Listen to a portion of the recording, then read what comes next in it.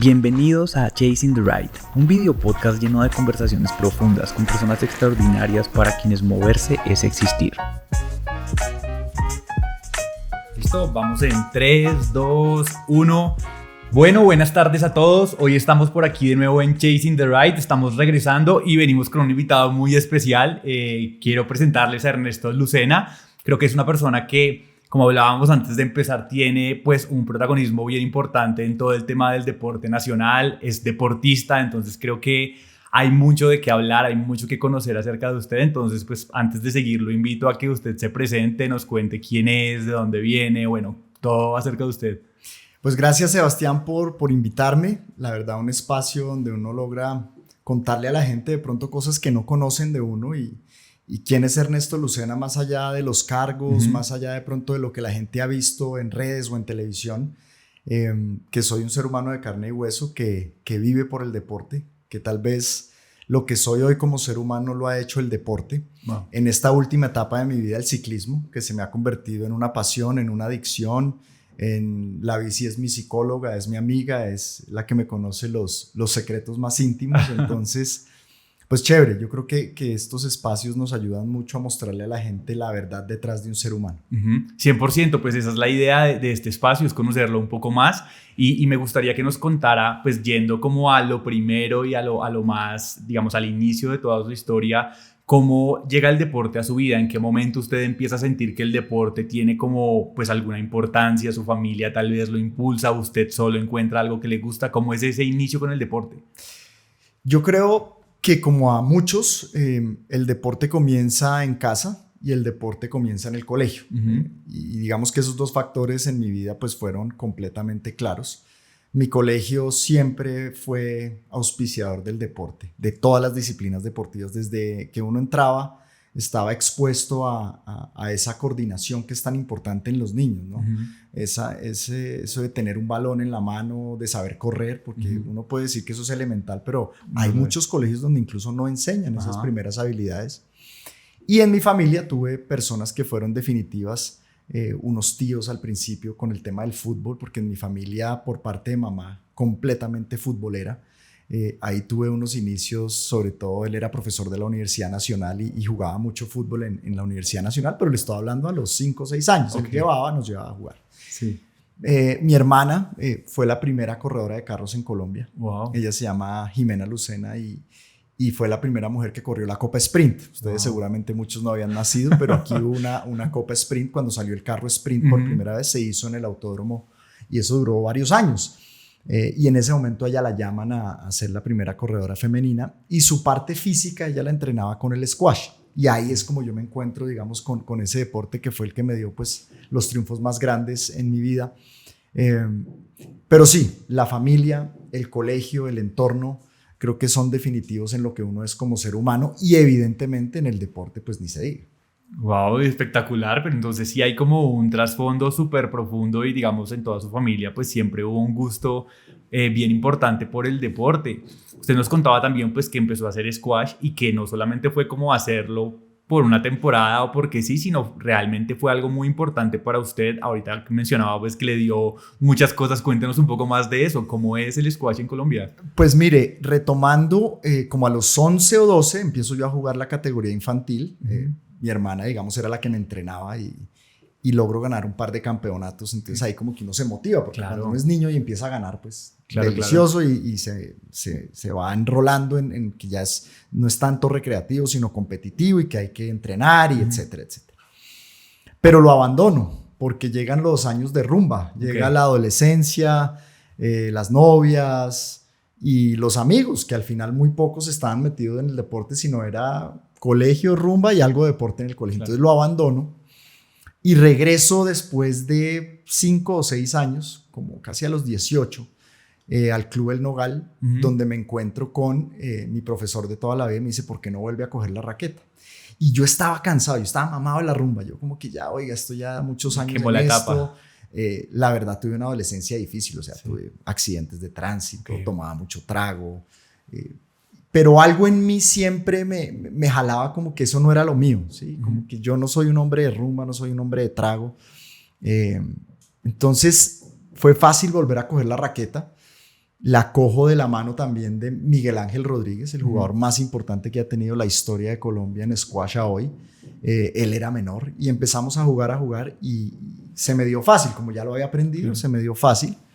Con él llego a ser profesional también, llego a primera categoría. Wow. Y con él también llegamos a ser campeones de juegos nacionales por equipos. Y con otro íntimo amigo que se llama Bernardo Samper, llegamos a ser campeones por Bogotá. Wow. Ahí que es chévere de esta historia y que es trágica, pero es bueno contarla. A nosotros nos tocó vivir la bomba del Club El Nogal. Okay. Estábamos en plena preparación para los juegos y pues desafortunadamente esa noche salimos, desafortunado por la bomba, afortunados nosotros. Okay. Salimos media hora antes del entreno de la cancha y explota la bomba. Wow. Donde lastimosamente muere un compañero, Fernando Sarmiento, muere aplastado por una de las paredes donde explotó la bomba, a quien recordamos todavía, y todas esas víctimas del club a las que después honramos ganando esa medalla de oro. Wow.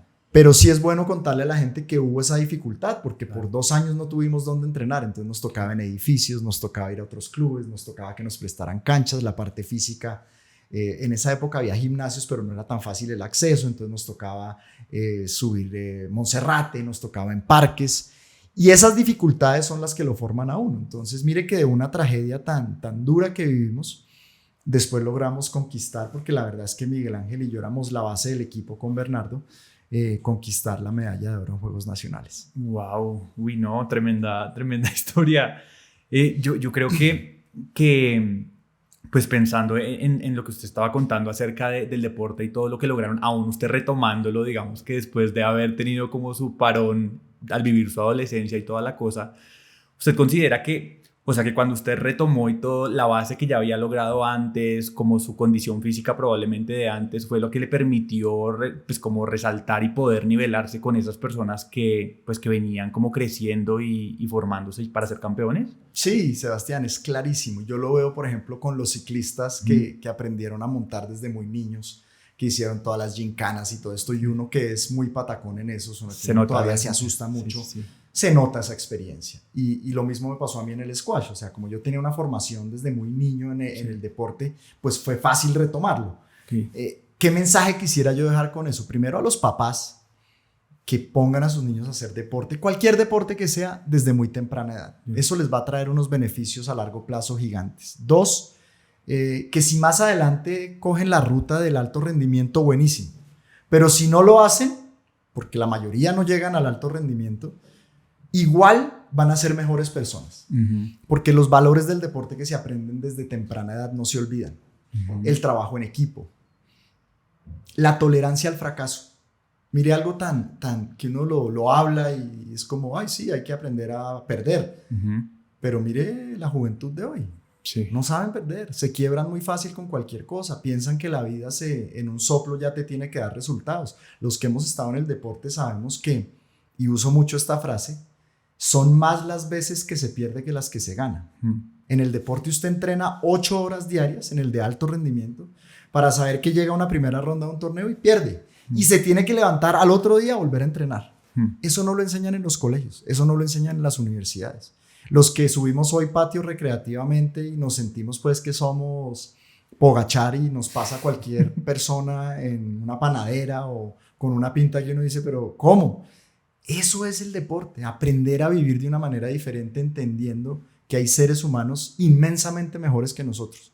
Entonces el deporte para construir valores y para dejar el ego en sus justas proporciones es fascinante. Entonces mire cómo el deporte se combina para una sociedad y para un ser humano. En el caso personal mío, lo dije al principio, si no fuera por el deporte yo no estaría hoy acá. No, espectacular. Yo estoy muy de acuerdo con lo que usted dice, porque tal vez yo igual de niño empecé a hacer deporte por el colegio, supongo que para muchos niños en Colombia, pues el deporte es parte del juego, es parte como de la cuadra, de los amigos del conjunto, lo que sea. Pero ya después, cuando me empecé como a meter un poco más y a entrenar y toda la cosa, sí empecé a notar un montón eso, como que el deporte es una exposición constante ante la frustración, ante la comparación también, porque uno puede compararse por muchas cosas. Al final lo pone a uno en escenarios que tal vez en otros contextos sería muy fácil ponerse como si enfrentarse a otra persona y que esa persona sea mucho mejor que uno y uno tenga que volver a entrenar, o simplemente entender que hay personas que tienen mucho más talento y otras que tienen menos talento para ciertas cosas, y está bien saber cuáles son como las cosas, las fortalezas y las debilidades. Claro. Y creo que hay, sí, el deporte, yo estoy muy de acuerdo y sueño con eso, como tengo una hija de 2 años en este momento y sueño como de verdad que ella pueda vivir el deporte de una manera así, que le pueda enseñar muchas cosas, que pueda encontrar felicidad en medio de aprender en medio del deporte. Y volviendo un poco a su historia, me quedó un poco en la cabeza la pregunta: usted llevaba una carrera en ascenso en el squash, y en qué momento, como que dice, como Forrest Gump cuando está corriendo y de repente para y dice ya no más. ¿Hay un momento así? En el deporte y en la vida llegan momentos de muchas preguntas. Y es si esto es lo mío, si esto voy a vivir. Hay mucha presión social, mucha presión de los padres, en el sentido de, yo vengo de una familia de abogados y médicos. Entonces, pues obviamente estudiar derecho o medicina era la opción. No era una época donde uno reflexionaba mucho y se daba ese tiempo para ver qué quiere hacer el niño. No, era entonces, entré a estudiar derecho, carrera que me fascina desde el punto de vista académico, no tanto desde el litigio. Respeto mucho a los litigantes, me parece que son unos cracks, sobre todo en este país. Yo me dediqué al mundo académico. Y paralelamente iba haciendo squash, o sea, yo hacía la carrera de derecho y jugaba squash, carrera de derecho, jugaba squash. Era muy disciplinado porque además había perdido mucho en ese tiempo de adolescencia, entonces me tocaba empatar. Duré 8 años sin tomarme un trago, era muy juicioso con el tema nutricional. Siempre he sido muy fan de los suplementos alimenticios, de saber para qué sirve cada vitamina, en fin, y el tema del sueño, el tema del descanso, que hoy lo practico 100 veces más, porque pues obviamente con la edad uno se va metiendo en otros temas, pero en esa época, cuando logramos la medalla de oro y después decido irme al tour profesional a Estados Unidos paralelo a unos estudios que quise hacer en Nueva York, empecé a darme cuenta que ya no era tan fácil, que ya no, por más que entrenara, por más disciplina que tuviera, ya el nivel mío había llegado como a un techo. Y ahí es donde digo, hombre, yo creo que ya estuvo bien, estuve en los 250 del mundo, que se dice fácil, pero hacerlo es complejo. Teníamos la medalla de oro por Bogotá, en los torneos nacionales me iba muy bien, hice grandes amigos, y creo que ahí como que uno dice, acepta el ciclo, ¿sí? Hay veces que yo creo que a los deportistas les cuesta mucho trabajo entender que ya fue. Y les pasa mucho, sobre todo en el profesionalismo, tú lo debes saber mejor que yo, porque no tienen otra opción de vida. Por eso siempre mi mensaje a los deportistas es: estudien. Porque el deporte solito no te da, el deporte es muy corto. Tú puedes estar 15, 20 años máximo en la competencia profesional, pero por mucho. Y si no estudiaste o no fuiste de esos que puede vivir el resto de tu vida, no eres Messi o Cristiano Ronaldo, que puedes vivir el resto de tu vida de lo que hiciste como deportista, pues quedas con una mano adelante y una atrás. Y uno lo ve en las entrevistas, uno lo ve cómo hablan, uno empieza. Entonces siempre mi motivación fue, y lo aprendí, deporte y educación. Saquen su carrera, no importa cuál sea, no importa el tiempo que se demoren, busque la universidad que les complemente eso, porque tarde o temprano se van a dar golpes de pecho y eso les va a demorar la retirada. Y ya después de los 35, perdóname, el deporte se vuelve difícil, ya son excepciones. Entonces creo que a mí todo eso me llevó a decir, oye, ya tengo la carrera de derecho, ya fui squashista, llegué a donde podía llegar, ahora démosle la oportunidad al derecho, y me dediqué a la vida académica por más de 20 años. Wow. No, creo que lo que usted está diciendo cosas que espero mucha gente pueda escuchar y espero mucha gente pueda poner atención de todo lo que está diciendo, porque yo creo que es muy sabio lo que usted está diciendo, ¿no? O sea, desde el principio pensando en los ciclos, o sea, yo creo que es muy aterrizado y pues es inteligente pensar como dentro de todo el pool de deportistas de una nación, pues muy pocos realmente van a poder trascender como de toda su vida o a lo máximo 35 años, lo que sea. Y me parece también muy importante uno entender como, bueno, yo pude llegar hasta aquí y estuvo muy bien, y aquí tengo un montón de fruto y un montón de cosas buenas, y ahora ¿qué sigue? Y lo de la educación yo creo que es muy importante. Es que mire una cosa, En la época nuestra, incluso un poquito más, y hablo de la mía, no la suya, hacer deporte era como de los vagos, ¿no? Entonces uno llegaba a la universidad y le decía al profesor, es que tengo partido, tengo entrenamiento, y era como, hermano, ¿el deporte o el derecho? Claro.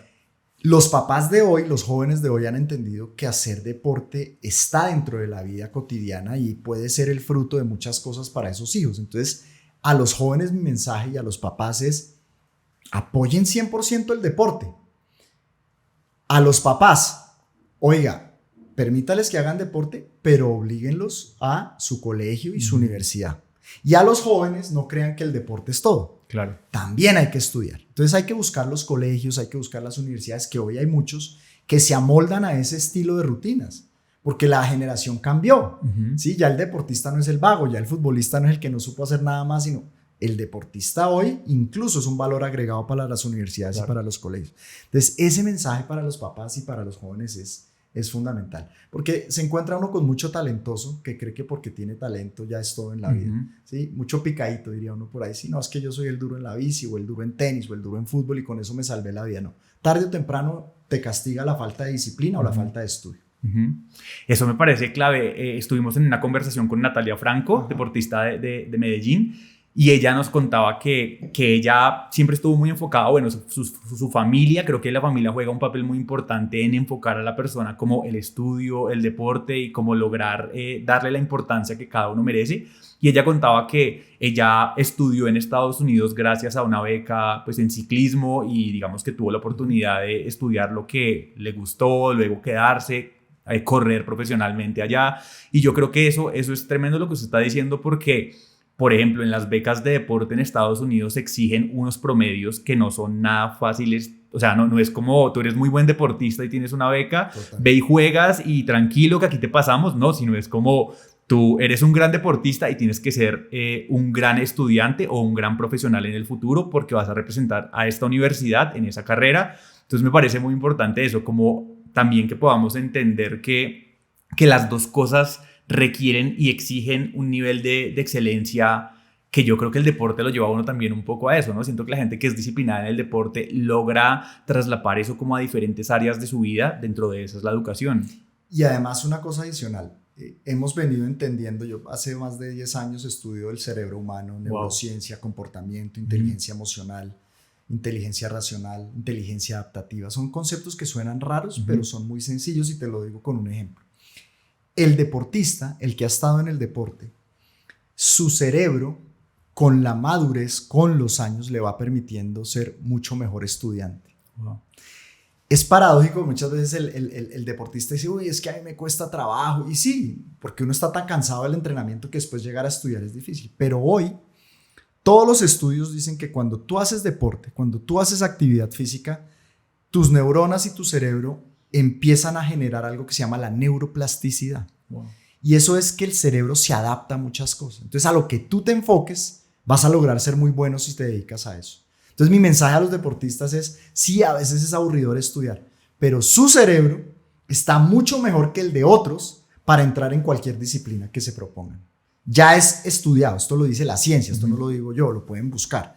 El deportista, como tiene que aprender tantas cosas dentro del deporte, sea trabajar en equipo, sea patear un balón, sea mover un pedal, sea mantenerse en equilibrio, sea golpear una raqueta de squash o de tenis, sea hacer una canasta. Todas esas cosas el cerebro las va guardando.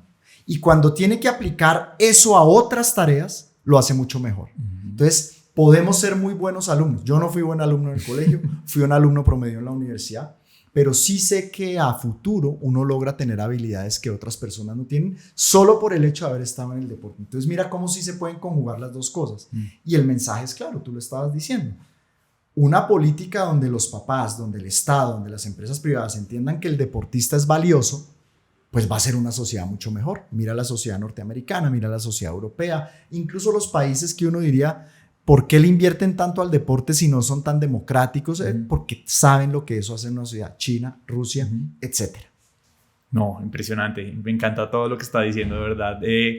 Creo que nunca lo he escuchado como esa profundidad y pues digamos que basado en esos estudios, pero estoy completamente de acuerdo y creo que me encantaría un futuro en donde eso sea, pues en este país obviamente como se le dé la importancia y pues digamos que el apoyo que eso merece. Ahora volviendo un poco a su historia, usted sigue en la universidad, ya el derecho toma como, pues se vuelve protagonista en su vida. Ahí hay una desconexión del deporte, o sea, sigue ya, dice, squash no fue, estoy en lo académico y ahí digamos que hay como un valle de deporte. Yo nunca dejé el deporte, o sea, yo me retiro del profesionalismo y lo sigo jugando de manera recreativa, o sea, trabajaba y jugaba squash por las tardes, trabajaba ya a menor intensidad, hacía algo de gimnasio, empecé a hacer running, como te contaba, pero las rodillas obviamente no me funcionaban tan bien, y me dediqué al derecho, a la política, fui profesor de derecho constitucional, después fui vicedecano de Derecho, después fui decano de Derecho. ¿Eso en la Sergio Arboleda? Todo en la Sergio Arboleda. Logré tener unos cursos en el exterior de diferentes cosas, hice mi maestría en Derecho, después hice una maestría en Administración, después me metí por todos los temas de neurociencia. Perdón, ¿esto de neurociencia como investigación personal o también es autodidacta? Hasta que después tuve un curso muy corto pero muy profundo sobre algo que se llama el liderazgo creativo, que tiene que ver con el comportamiento humano y cómo logramos sacar lo mejor del cerebro para proyectarlo en la empresa, en el sector público, en la familia, etc. Entonces, digamos que mi pasión hoy por hoy es entender el comportamiento humano, todo eso aplicado a la política, porque obviamente el sector público pues me dio ese sabor de la política, pero entenderlo también a nivel deportivo, entenderlo también a nivel empresarial. Y entonces asesoro empresas y asesoro personas yo les digo, mire, si usted no se conoce a sí mismo, es muy difícil que sus negocios también prosperen. Podrá tener éxito 1 o 2 años, pero cuando se estrelle con usted mismo empiezan a fallar las cosas. Lo mismo pasa en el matrimonio, lo mismo pasa en el sector público, lo mismo pasa en cualquier ámbito de la vida que tú estés. Si tú no te descubres como ser humano, tarde o temprano puedes fracasar. ¿Sí? Porque siempre vas a estar mirando es al otro, la responsabilidad del otro, es que es culpa del otro, es que el otro no hace, es que el otro no cumple. Pero esas personas generalmente lo que hacen es que no se están mirando hacia adentro. Yo les decía, yo estuve casado por más de 16 años y me divorcié este año. Y hoy cuando miro atrás, lo que digo es, aprendimos los dos, pero tal vez no estábamos hechos el uno para el otro. Fallé yo miles de veces. Falló ella, eso tendrá que saberlo ella. Pero ¿qué me dejó esto al final? Un gran aprendizaje para entender que las personas que amamos en un momento de pronto no son las que uno piensa que son para toda la vida. Es la mamá de mis hijas, que son mis 2 luces de vida, Violeta y Emma. Pero su mamá pues tendrá derecho a rehacer su vida, yo tendré derecho a rehacerla sin tabús, sin odios, sin rabias y eso es lo que uno espera, aunque esos procesos se dicen fácil, pero son tortuosos y son difíciles. Entonces, mira tú que el deporte es el que a mí me ha permitido entender muchísimas cosas de la condición humana. Y eso es lo que a mí me gusta ir por el mundo replicando. Claro. Y yo creo que también, o sea, algo poderoso, más allá de entender, es pues uno ponerse en el experimento como el que lo vive, ¿no? O sea, creo que hay muchas personas que pueden hablar de las dificultades, de sobreponerse, de los egos, bueno, como de muchas cosas en la teoría o en cierto conocimiento, pero volvemos, creo que el deporte lo pone a uno en escenarios casi que de laboratorio en donde uno dice, uy, esto está duro, o sea, manejar esto en mi cabeza puede ser difícil, o sea, con cosas tan básicas como, no sé, ahorita el Giro de Rigo, que es un gran reto para muchos ciclistas recreativos en el país, como todo lo que implica eso, ¿no? Como los procesos de disciplina que lo lleva a uno como a decir, yo estoy, o sea, esto no tiene, yo no soy profesional, esto no, probablemente no me lo voy a ganar porque estoy 8 meses antes, 1 año antes, comiendo juicioso, claro. No sé, ha llovido un montón este año, saliendo, lloviendo, o sea, como que un montón de escenarios que realmente son casi que como un workshop de vida, en donde uno dice, uy, madre, o sea, tal vez yo nunca había estado expuesto ni siquiera en la universidad, claro. O como tú decías, como claro. En cosas de la vida, en el trabajo o algo así, a cosas como estoy haciendo esto, o sea, por mí, o sea, sí, por mí, por un gusto, y es tremendo. No, y por una cosa, mira, este movimiento actual del running, del ciclismo, del triatlón, del pádel, eso habla mucho de la sociedad, eso habla mucho de estamos encontrando unos escapes positivos, porque el deporte hay que decirlo es positivo. Me parece que en muchos casos, y lo hablo por el tema personal lo hacemos ya en extremos, todos los días, tantas horas, levantarse a tal hora, porque algo nos falta. Antes era el trago, o sea, y no sé si has visto todos los estudios de que la generación Z ya casi no está tomando un trago, pero bueno, digamos que el comentario va a esto. El escape antes era el trago, las drogas, sigue siéndolo para muchas sociedades y para muchas personas.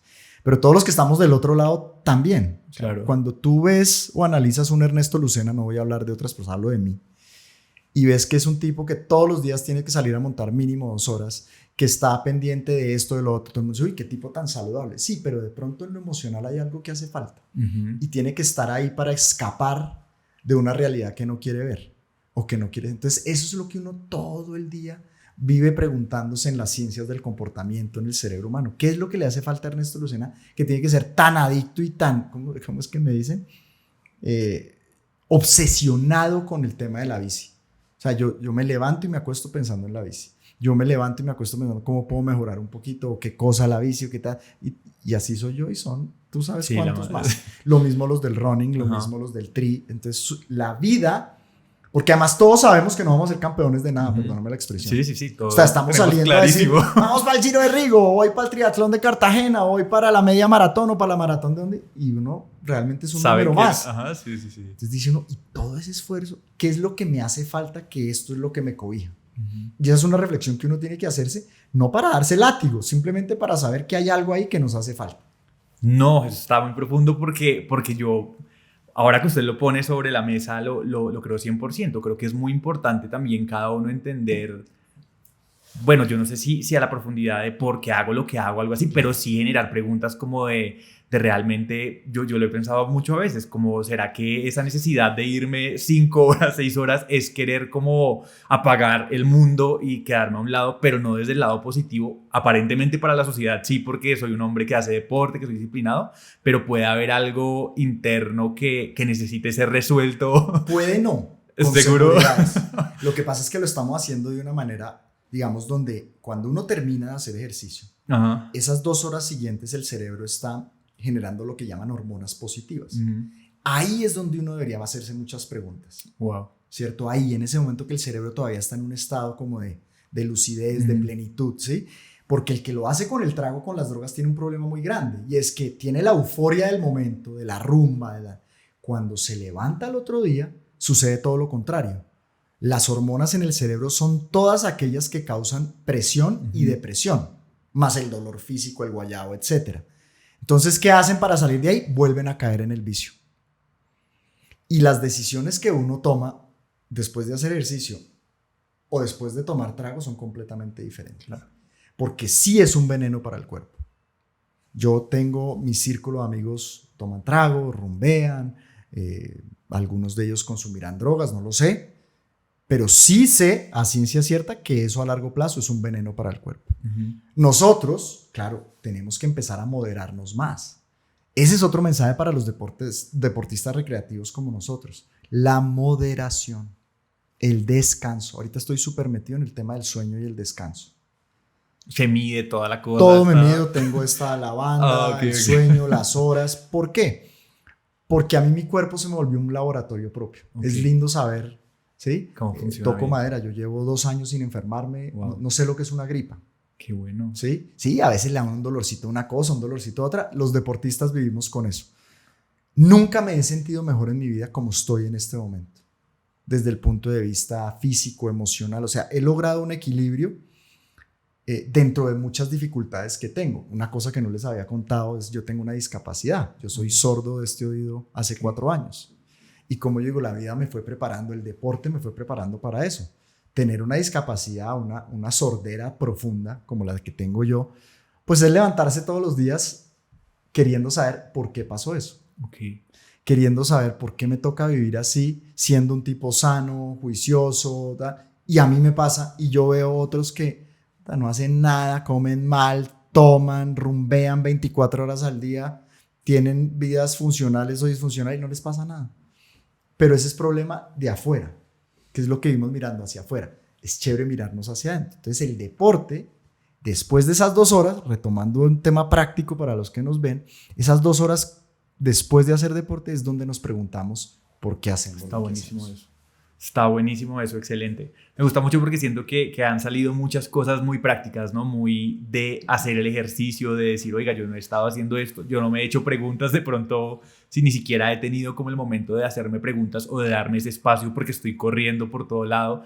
Y me parece que es una conversación en donde salen muchas cosas prácticas para las personas que están escuchando y eso me gusta mucho porque siento que estos contenidos al final si bien buscan contar una historia, creo que también le aportan mucho a las personas en escuchar la historia de otros, en aprender el camino que otros han recorrido y pues cada uno, sí, coger lo que le parezca bueno para su vida y su proceso. Claro. Entonces creo que está muy bueno. Ahora yo sigo con la historia, a mí me gusta llevar las Sí, cosas con la historia en medio de todo lo que vamos hablando y digamos que listo, usted ya profesionalmente ya empieza un desarrollo súper profundo, la universidad se vuelve algo muy importante.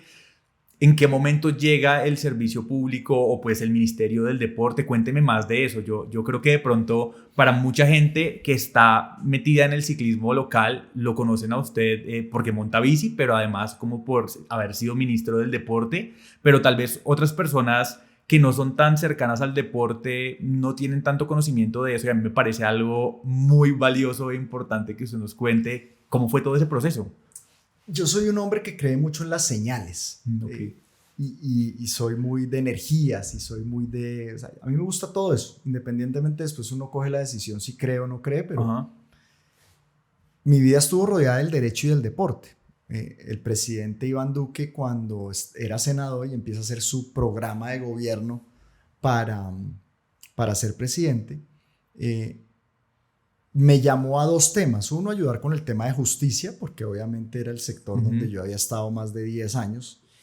Y por el otro lado, el sector deporte, porque en la universidad nosotros trajimos a Colombia la primera maestría en gestión deportiva, que fue de la mano del Real Madrid. Wow. Esa es una historia súper linda. En un viaje a Madrid como decano de Derecho, yo soy hincha a muerte del Madrid, o sea, mejor dicho, esa es una de mis pasiones así ocultas, pero amo el Real Madrid. Los del Barça no se pongan bravos, eso es como todo, pero le pregunto yo a un amigo con el que está ahí, oiga, yo he visto este programa del Real Madrid, ¿qué pasa si tocamos la puerta y de pronto quieren hacer un convenio con nosotros para llevarlo a Colombia? Pues mire, como dicen, tocar no es entrar, pero si tocas y te abren la puerta, de pronto sucede algo. Claro. Pues tocamos la puerta de la Universidad Europea del Real Madrid, nos recibieron y logramos traer la primera maestría en gestión deportiva de la mano del Real Madrid a Colombia, que estuvo vigente por casi 4 años. Después hubo que cerrarla por temas de costos, el euro ya no era tan fácil cambiarlo a pesos, pero entonces ahí me metí mucho en la gestión deportiva. Cuando el presidente que me dice, ayúdeme a armar plataforma de deporte, plataforma de justicia, y eso empiezan a sonar los chismes, ¿no? Entonces él quedó presidente y empieza, no, que usted puede ser ministro de justicia, no sé qué, no, pero que también el tema del deporte. Lo primero que yo le sugerí en el programa de gobierno era que si él era presidente, debíamos transformar Coldeportes en ministerio. Okay. Cuando me hacen la llamada, no me llamaron por el tema de justicia, sino que el presidente me dijo, usted me colaboraría siendo director de Coldeportes. Y yo le dije, sí, presidente, y acuérdese que nuestra promesa con Colombia, con los deportistas y con los niños y niñas de este país es que eso será ministerio. Y ahí arranca la historia. Entonces él me nombra director de Coldeportes y logramos hacer el Ministerio del Deporte de la mano del Congreso de la República, convenciendo a personas que no lo querían, porque le voy a contar una historia. Ni el hoy presidente Petro, ni el anterior presidente Uribe, que los dos estaban en el Congreso en ese momento, ninguno de los dos quería el Ministerio del Deporte. Okay. Que eso era un gasto que era mucha burocracia, que no sé qué. Pues a mí me tocó la tarea de sentarme con cada uno, con las bancadas de izquierda, de derecha, de centro, tal. ¿Qué se me dio? Nuevamente las señales de la vida. El año que se aprobó el Ministerio del Deporte, Egan, o que estaba para aprobación, Egan se gana el Tour. Wow. Nuestros tenistas se ganan los 2 Grand Slams. Fue el año más ganador de todos en tema de pesas y patinaje. Fue el año 2018 y 2019 fue un tema explosivo en el deporte nuestro. Y a eso se acompañó que los deportistas, muchos me conocían y me querían, entonces le metimos todo ese tema de presión, llamémoslo social deportivo, y logramos sacar el ministerio. O sea, lo hicimos en menos de 6 meses. Wow. Sin un solo voto en contra. que eso es lo otro lindo. Usted sabe que los gobiernos siempre están peleando los votos en el Congreso, que unos sí votan, que es lo que está pasando ahorita. Pues en ese momento lo logramos sacar totalmente unánime, que para mí fue una victoria. Yo tengo una foto muy linda en el Congreso cuando se aprueba haciendo así como la gestión. Como de ganando el mundial. De corbata, pero ganándome el mundial. Claro.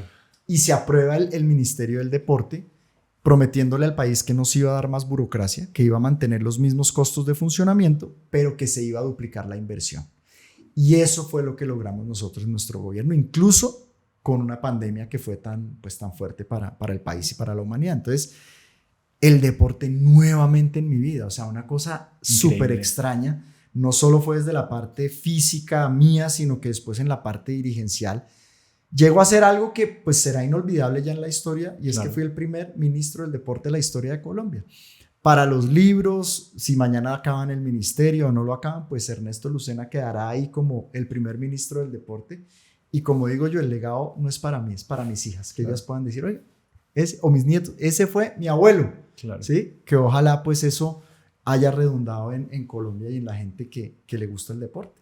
No, impresionante porque, claro, escuchando cómo hemos venido como hilando desde su inicio, siendo niño en el deporte y bueno, como todo lo que nos ha contado, creo que sí, la vida misma estaba encargándose como de formarlo, de prepararlo, de darle perspectivas diferentes, tal vez a las que una persona que está solamente dedicada a la política o a cargos públicos, pues puede llegar a tener muy administrativa. Usted tal vez conocía los procesos desde adentro, qué era vivir, competir afuera siendo un deportista de alto rendimiento. Mire, porque ¿sabe qué pasa? Yo les decía a mis funcionarios y a mis amigos y a la gente, yo les decía, yo no soy un ministro que viene a jugar a ser deportista. Yo no soy el ministro que le tienen que poner un casco y sale con bicicleta a ver que le tomen la foto, qué es lo que pasa. Claro, es lo normal. Yo soy un deportista que llegó a ser ministro. Wow, eso pero también soy un abogado que llegó a ser ministro. Porque aquí lo tengo que decir claramente. María Isabel Urrutia tenía todos los pergaminos como deportista para ser la ministra del deporte. Fue la primera medalla de oro olímpica que tuvo Colombia, pero fue un desastre como ministra. Sí. Y lo tengo que decir claramente, es amiga mía, la ayudé, trabajó conmigo, pero después nos dio la espalda. Increíble eso, no solo a mí, pregúntele a cuántos deportistas María Isabel no le dio la espalda y fracasó como ministra. Ahí vuelvo al tema de educarse y ser deportista. Claro. Porque uno cuando llega al sector público tiene que saber de contratación estatal, tiene que saber que existe una contraloría, una procuraduría, cuáles son los procesos para contratar. Esto no es que gire y firme y sale la plata. Todo eso tiene la responsabilidad. Y uno tiene una responsabilidad mayor y es no creerse el cuento de que es ministro, porque eso dura muy poco. Porque te ponen 2 camionetas detrás y unos escoltas, ¿tú crees que eso a la gente le importa? No, eso te engrandece el ego a ti, pero si no te bañas con agua fría la embarras. Conozco mucha gente en este país que hoy, perdónenme, escasamente en sus casas saben quiénes son y tienen que andar con 3 camionetas detrás, porque si no, dicen, uy, pierden ya no soy yo. Nosotros que andamos en bici, en taxi, en lo que nos toque, porque es que esa es la vida real. Volver a lo que fuimos, sí, yo llegué a lo más alto del gobierno, pues después de ser presidente, ser ministro. Y después, ¿qué me tocó? Volver a la vida real. Volver a patios. Volver a patios, comer pan de chocolate, ¿cierto? Parar en pieno, parar en cachitos, claro. Arreglar una pinchada solo, ¿sí? Pasar de tener, pues obviamente por temas de seguridad, con una moto de la policía detrás a estar con los manes que nos acompañan todos los días, ¿sí? Con Dieguito. Esa es la vida. El deporte nos enseña, estás en lo más alto, papi, mañana te toca de ceros otra vez. Eso los políticos no lo aprenden y no lo saben y no lo quieren aprender. Por eso les da pavor soltar el Senado y soltar la Cámara, soltar la presidencia. Por eso les da pavor, porque no saben hacer nada más y les toca montar en taxi otra vez. Claro. Y ese mensaje es súper contundente. Yo digo que los deportistas, si les diéramos la oportunidad de estudiar y fueran buenos en las 2 cosas, podrían hacer cualquier labor, desde ser presidentes, ser presidentes de empresas, ser jefes de casa, o sea, lo que le pongan a un deportista educado, lo saca adelante. No, impresionante. Yo creo que ahí también hay un mensaje muy importante y lo que usted dice, ¿no? O sea, como que la dualidad en la excelencia que se debe tener pues, para un cargo público, yo supongo, y es como, digamos, saber de lo que se está hablando, pero además, no, es que creo que usted hizo como un mix muy bueno, claro. Pues, o sea, su vida sí se encaminó como hacia un mix muy, muy importante en donde conocía pues cómo se hacen las cosas en términos de funcionario público, pero además de eso, pues tener una visión muy importante. Y Seba, ¿sabes qué? Un mensaje para todos hoy que la política y el país está como tan difícil. Saber elegir los equipos de trabajo.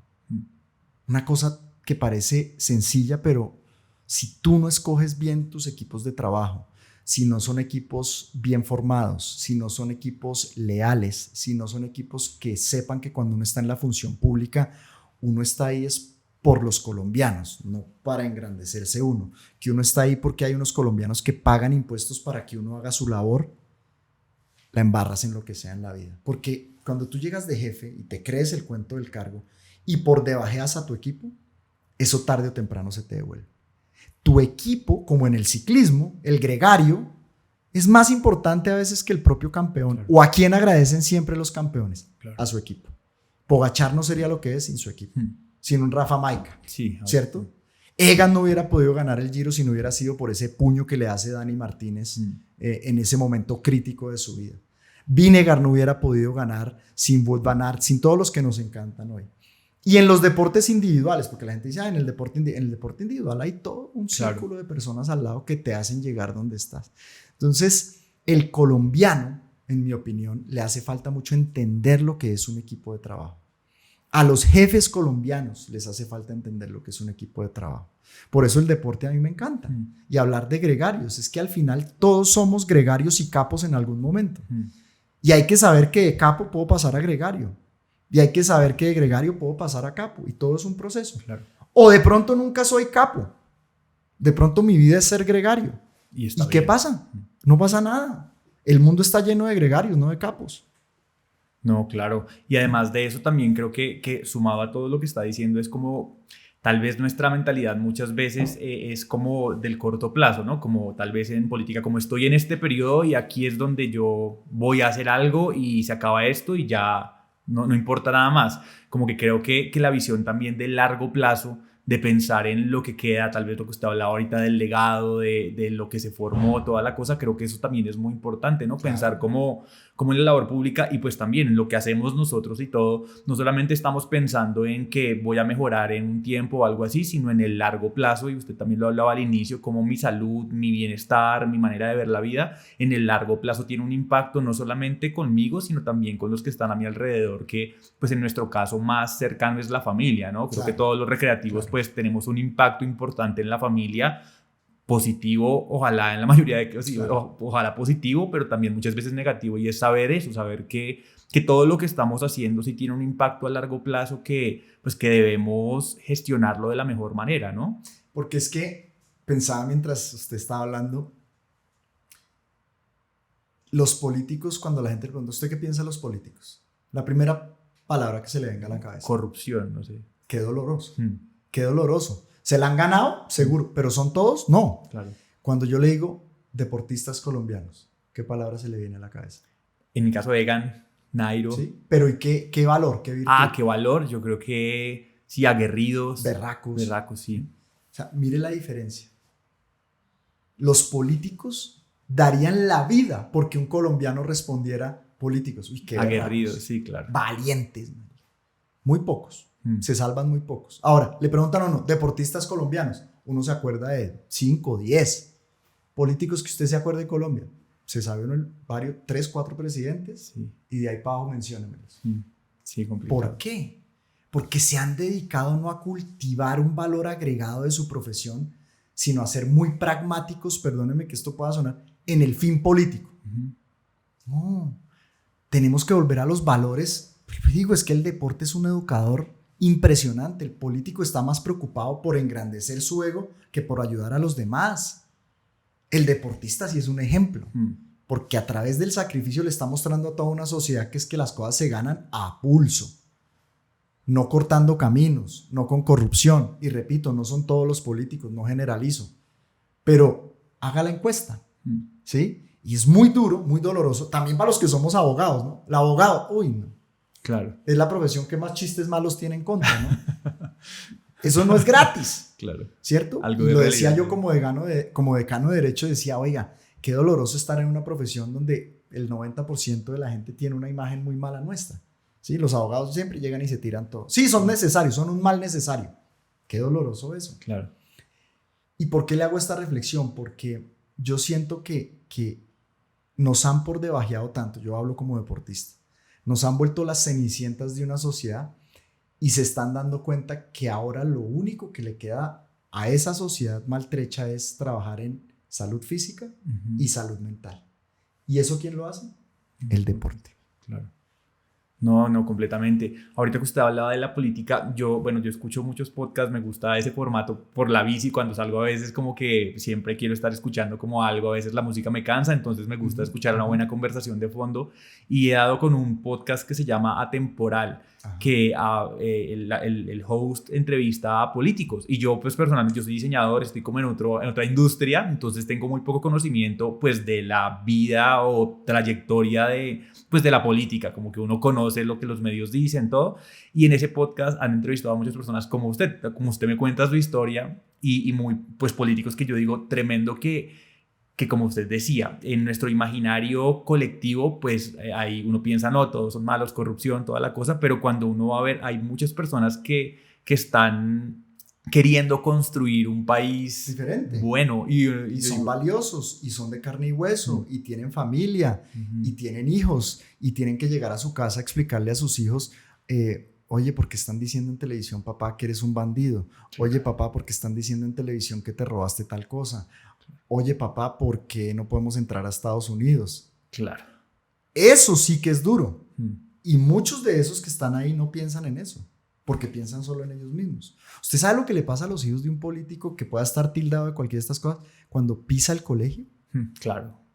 En el bullying al que se pueden enfrentar, porque los niños son implacables con esto. Sí.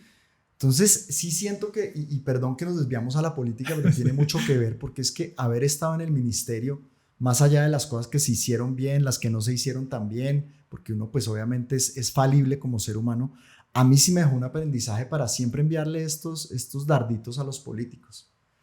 Y es que tienen que trabajar de una manera diferente.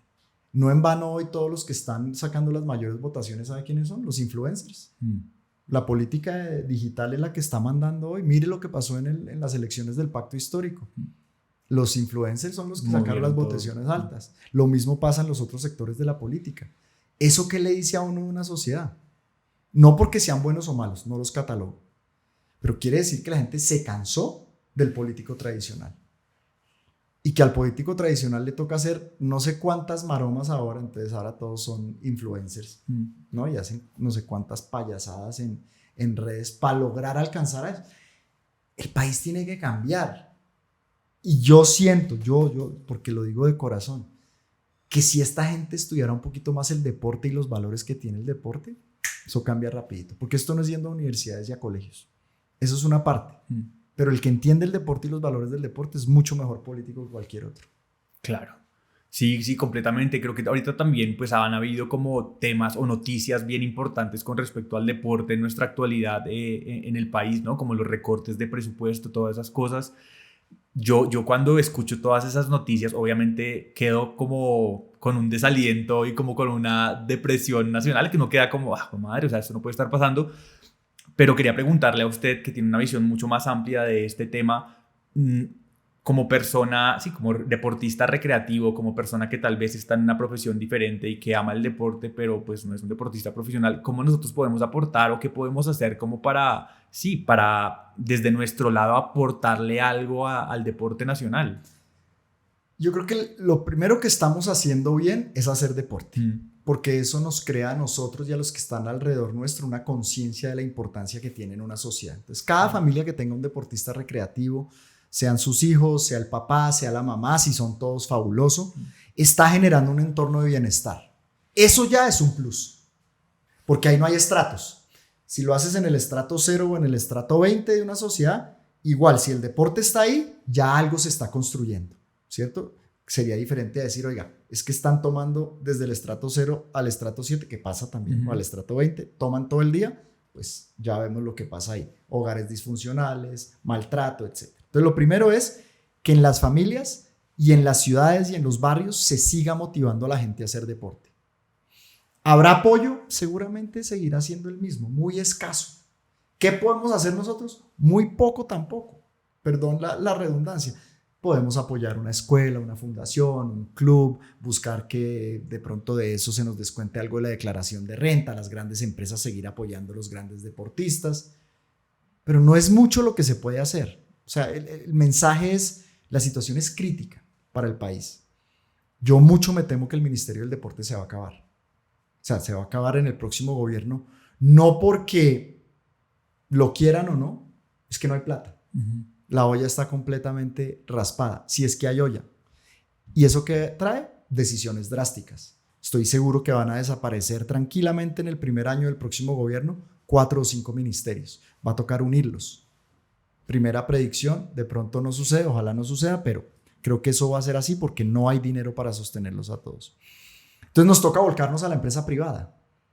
Creo que empezar a generar espacios donde la empresa privada pueda cooperar más para tener proyectos deportivos a nivel social. El alto rendimiento se defiende solo. Cuando hay un talento, la empresa lo busca, porque necesitan que sea su campaña publicitaria, porque le quieren apoyar un proceso. Pero nos interesa en la base de todos esos niños de ciudad, de región, que necesitan proyectos para salir adelante desde el punto de vista deportivo. Nosotros impulsamos, yo después de estar en el ministerio estuve en la Defensoría del Pueblo 2 años trabajando en derechos humanos, educación y deporte. Y ahí logramos sacar un proyecto de ley de la mano del Congreso de la República que se llama Responsabilidad Social Empresarial Deportiva. Y es toda una cantidad de incentivos a cualquier tipo de empresa que apoye el deporte, sea escuela, fundación, club a nivel regional, que tenga un descuento tributario. Estamos esperando que el gobierno reglamente para poder dar esos beneficios. Entonces, mire, el deporte hoy por hoy, y ese mensaje lo digo claramente, está en manos del sector privado. Olvídense del Ministerio del Deporte por ahora. No hay plata, no va a haberla. Acaban de aprobar un presupuesto que en mi opinión es completamente insignificante. Volvimos a números del 2017. Ahí nos dieron un contentillo de adicionar 200.000 millones, pero lo que hay hoy en el ministerio no alcanza ni para una de las direcciones. Wow. Entonces, ¿para qué seguir empujando allá si sabemos que es empujar una pared de 20 metros? O sea, eso no tiene sentido. Dediquémonos a ver cómo somos creativos, los que somos recreativos, seamos más bien creativos, en apoyar procesos donde redunde ese bienestar de los niños. Entonces, el que pueda estar detrás de una fundación, hágalo. El que pueda ir a región y donar balones. Los profes de educación física que de pronto les quede tiempo libre o tengan unos recursos extra, apoyen, porque eso es generar un motor. Y después veremos cómo vamos vendiéndole estos sueños a las empresas. Pero el sector privado es el único que va a poder sacar por un tiempo adelante el deporte colombiano. Es impresionante. Impresionante. Yo tenía otra pregunta también que ahorita que usted hablaba me surge con respecto a las personas que hemos tenido acá sentadas, que son deportistas profesionales, y muchos han conversado acerca como de esa inconformidad de yo soy un deportista profesional, tal vez el mejor o bueno, lo que sea, pero las marcas no patrocinan a los deportistas, sino a los influencers, a los que, o sea, como esa conversación y ese debate como que está muy vivo cuando uno habla con un profesional joven o lo que sea. Uh-huh. Yo personalmente creo que la creación de contenido se volvió ahora, o sea, parte como del portafolio que debe tener un deportista. O sea, siento que Egan, Rigo, bueno, deportistas de fútbol, hay gente que está mucho más avanzada, Falcao, bueno, James, como en pensar en cómo crear su marca personal y toda la cosa. ¿Usted cómo cree que eso podría llegar a cambiar? O sea, los deportistas profesionales entonces deberían enfocarse dentro de todo lo que hacen como aparte para volverse marcas personales que apliquen a empresas. Sí, lo que pasa es que no todos lo logran, porque claro. Pues, voy a decir algo. Los grandes deportistas, solo hablemos de los colombianos por ahora, los grandes deportistas colombianos, por el solo hecho de ser ellos, ya tienen un número infinito de seguidores. O sea, 600,000, 900,000, 1 millón, 2 millones, 3 millones, etc. Entonces, eso ya los pone en un plano diferente. Las empresas buscan que su marca sea relevante en el mercado. Y si un influencer lo hace mejor que un deportista, pues van a escoger el influencer, no hay nada que hacer. Ahora, hay combinaciones de las dos. Mi idea es cómo logramos cooperar entre influencers y grandes deportistas para que ellos en una pirámide, en una cascada de ayudas, puedan llegarle a esos deportistas pequeños. Entonces, si un influencer tiene 1 millón de seguidores o 500,000 y pone en el ojo de la nación, de la sociedad, a Sebastián o a Ernesto, pues la gente dice, oiga, chévere, voy a decir, Epa Colombia habló de Ernesto Lucena, de su calvicie, y le va a prometer la queratina. ¿Qué pasa con Ernesto Lucena el otro día? Ya, La todo gente viral.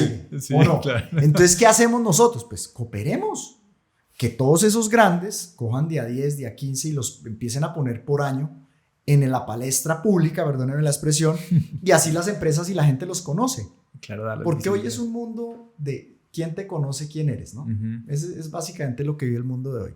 Si te conocen, eres relevante. Si eres anónimo, no eres nadie. Lo cual estoy completamente en contra, pero Así está. pero así es. Entonces, si queremos ayudar al deporte y a los deportistas que vienen creciendo, la única manera de hacerlo al principio es que esos grandes influenciadores nos ayuden a hacerlos públicos. Ujú. Como sucede cuando se necesita una ayuda en X región.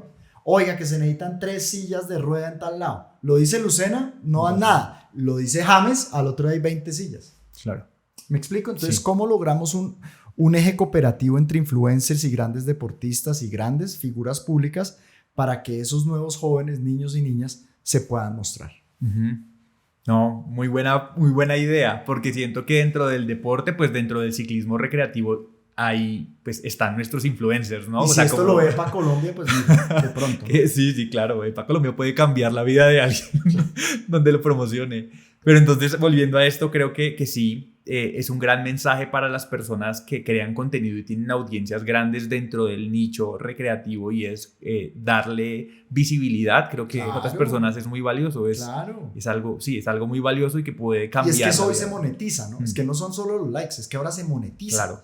Entonces, si uno logra tener una monetización, digamos, más horizontal, desde el punto de vista de que yo que tengo 1 millón o 2 millones logro redondar en 3 o 4, pues no sé, y también creo que a las redes les debe interesar. O sea, Claro. estoy pensando aquí en Sí, sí, voz sí. alta, pero creo que puede funcionar. Claro. No, sí, totalmente de acuerdo. Yo es algo que he venido pensando porque siempre se ha dado esa conversación, ¿no? Como, no, pero es que apoyan a la niña que es súper bonita, pero yo que soy el mejor del país siendo joven no tengo una bicicleta de carbono, pero... Claro. Y esas conversaciones obviamente uno dice, sí, tiene toda la razón, pero es que las marcas pues buscan... Es el mundo de mercado. Exacto. Y ahí no nos podemos meter. O sea, es que hay unas leyes del mercado que son tan difíciles de contradecir. Claro. Y un presidente de una empresa, pues cuando su junta directiva lo está llamando a pedirle resultados y dice, no, es que estoy apoyando al pelado, que tal cosa así, bueno, ¿y eso cómo se ve en ¿Cuántas? ventas? Sí, claro. ¿Cómo se ve en posicionamiento de marca? Y dicen, no, pues no mucho, pero hay responsabilidad. No, venga. En la situación que nosotros necesitamos es números. Es que es difícil. Lo mismo que pasa con el fútbol femenino, a quien yo apoyé decididamente. Me costó grandes peleas en la dirigencia colombiana, pero para mí el fútbol femenino era un sí o sí. Ujú. Y hoy por hoy seguimos, sí, ya La tenemos lucha. una liga, pero las brechas salariales son gigantescas. La O sea, lo que se gana una jugadora profesional femenina versus una masculina, pues son inmensas. Mm. Y se lucha por esa igualdad, pero las leyes de mercado, pues son, uno quisiera decir que son injustas, ¿no? Son las que son. Vende más el fútbol masculino, sí. El femenino está llenando estadios, sí, pero va en un proceso. Y todo eso tienen que entenderlo los deportistas. Entonces, es cierto que también hay que enseñarles a hacer su marca personal, a ser emprendedores y a educarse. Educarse, sí. ¿Por qué? Y perdón que me estoy alargando con esto.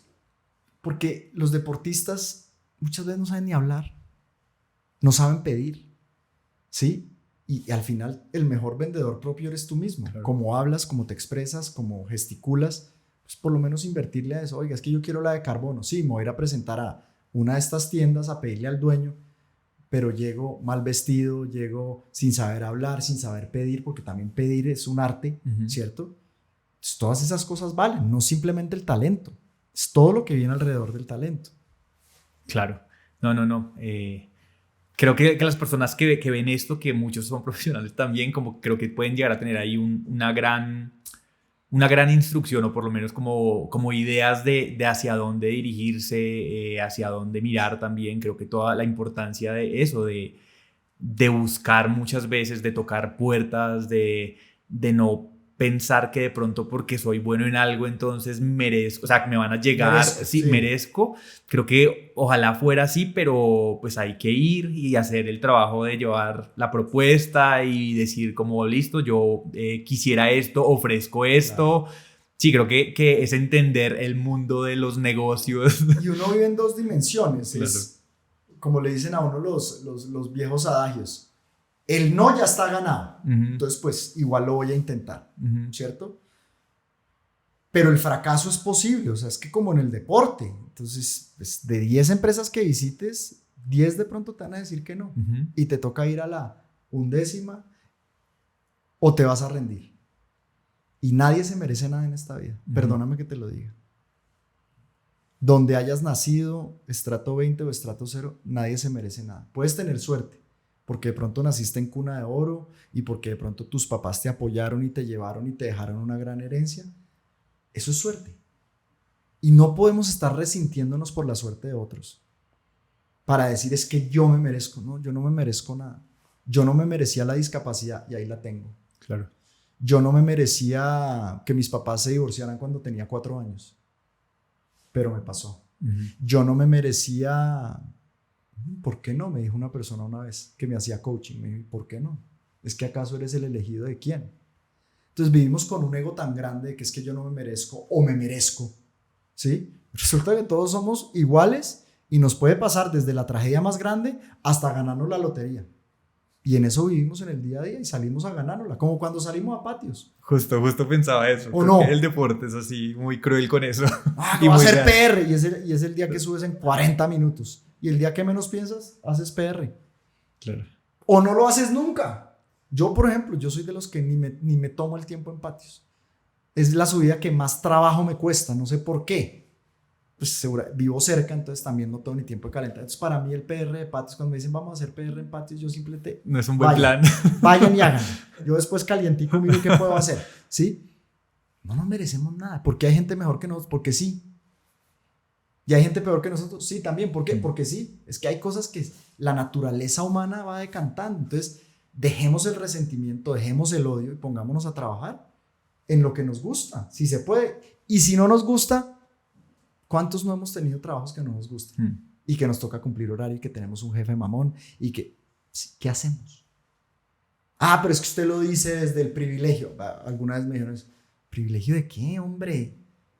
Privilegio de nada, privilegio de estar en una sociedad igual que todos. Y cuando me siento privilegiado, cojo la bicicleta y subo patios. Y apenas me empiezan a pasar, se me acaba el privilegio. Porque es que lo que tenemos que amoldar es el ego, no las cosas que tenemos.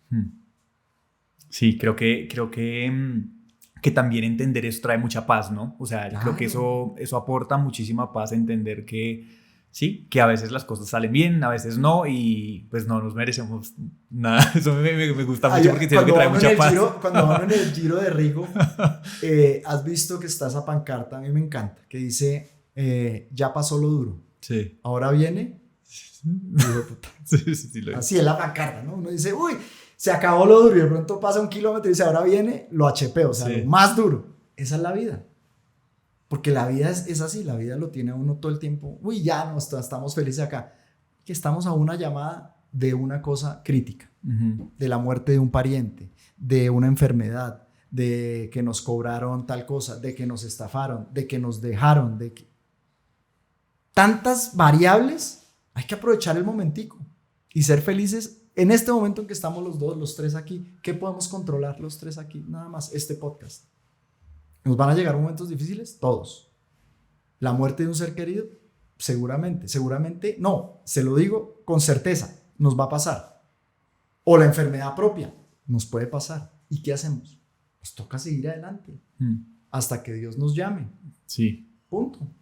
Sí, 100%, Ernesto. Y yo creo que también, pues parte de este ejercicio es poder conocer tal cual lo que estamos haciendo, el ejercicio de hablar, de que usted nos cuente como, sí, qué hay en su cabeza, qué piensa, y me parece muy valioso porque creo que uno se queda corto simplemente asumiendo cosas de personas o diciendo, esta persona hizo tal cosa y eso es lo que es esa persona, pero tener un espacio para escuchar, para hablar, para...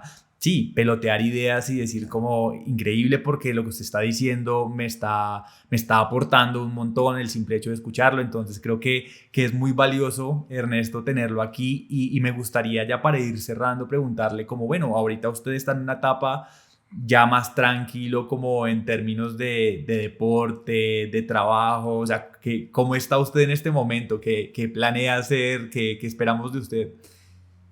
Pues este año, hablo desde el último año, o sea, de noviembre del año pasado a hoy, estoy como en un año sabático, Okay. mucho pensar, mucho reflexionar. He tenido unos episodios obviamente en mi vida como la separación, que Claro. no es fácil, el manejo de mis hijas, pues doy gracias a Dios que con los ahorros que tenía he podido este año, digamos, estar más presente para ellas.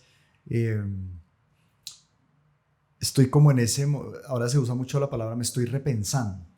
Obviamente me gusta mucho la política, me gusta opinar. Creo que pues por el bagaje que uno tiene, por el estudio que uno tiene, pues es válido opinar.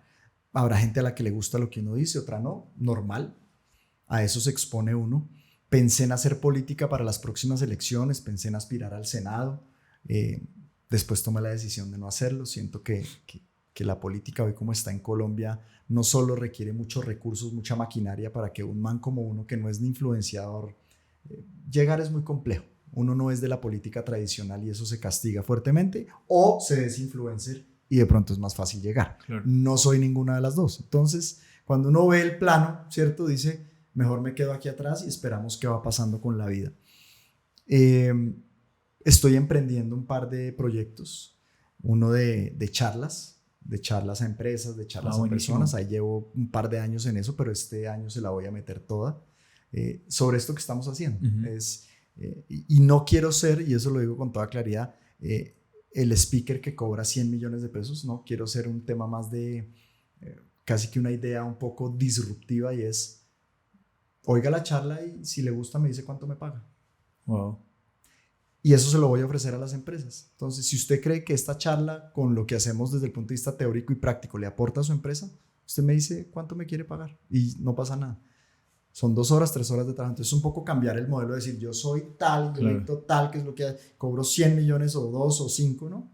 Escúchela, mire mi bagaje, lo que tengo, y si le gusta me paga, y si no, no me paga y no pasa nada. Pero yo sí sé que a la gente le queda algo. Claro. Pues porque eso es parte de lo que yo he estudiado. Y estoy en un proyecto interesante de ciclismo que después más adelante sabrán. No me gusta ese todavía contarlo. Estoy en un proyecto de ciclismo chévere que vamos a ver si nos sale adelante. No, buenísimo, Ernesto. Pues nada, que todos los proyectos a futuro sigan saliendo. Yo estoy muy contento de tenerlo aquí. Le agradezco mucho por haber aceptado esta invitación.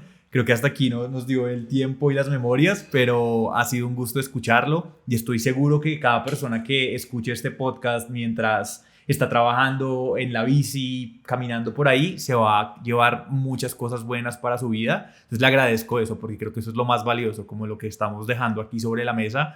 Creo que es algo, como dicen los influencers, como contenido real de valor, y creo que esta conversación la agradezco mucho, Ernesto. Entonces, pues muchas gracias a todos por habernos acompañado hasta aquí. Ernesto Lucena, pueden seguirlo en redes sociales. De verdad, inspirador lo que acabamos de escuchar. Y pues nada, muchísimas gracias, Ernesto. Un gusto haberlo tenido aquí. Gracias, Sebas. Bueno, listo, gracias. Oiga, Ernesto, muchísimas